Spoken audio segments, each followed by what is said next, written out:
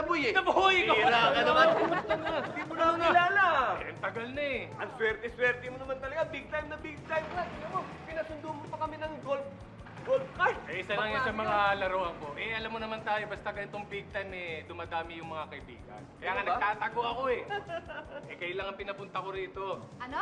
Nagtatago ka? Oo. Ay, naku. Kaya pala eh. Siguro pinagtataguan mo si Jackie no hinahanap ka niya sa akin. Alam mo ba yun? Hindi, actually, ikaw pinagtataguan ko eh, dahil baka matipuhan mo ako dahil ang type mo, mga kalbo sa kamatangkad. Alam mo, hindi ko na tayo matatangkad. Teka, dali.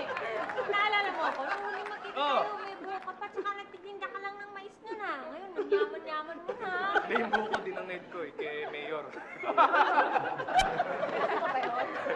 Pero, alam mo tayo, eh, alam mo kasi yung lolo ko, namatay. Eh, hindi ko alam saksakan pala ng yaman. Kaya ito, pinamana sa akin to lahat. Napakaswerte mo talaga, Eh, ganyan, pare. ganyan talaga eh. Ika kay sabi nila eh, hindi ka buenas sa babae, eh buenas ka naman sa ibang bagay. Ganun ba yun? Ganun. Ano ba talaga yun? Diba? Ball. Ha? Ano po? Si ball.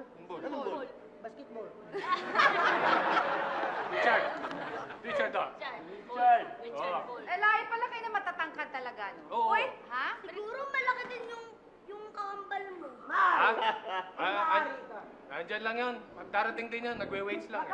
Hey, guys! Si Raymond! Hey, Raymond! What's up? Are you okay? Please! Huwag ka lang yumuko. Pero tayo sa pula. Raymond! Ano ka? Ay, Daboy! Hindi sa tito. Hindi. Si Bruno na lang yan. Sige. Nagre-ready ka pa.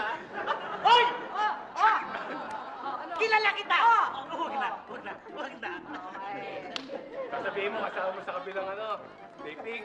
Sinabi ko pa. Alam mo, kanina ka pa, ha? Kanina ka pa.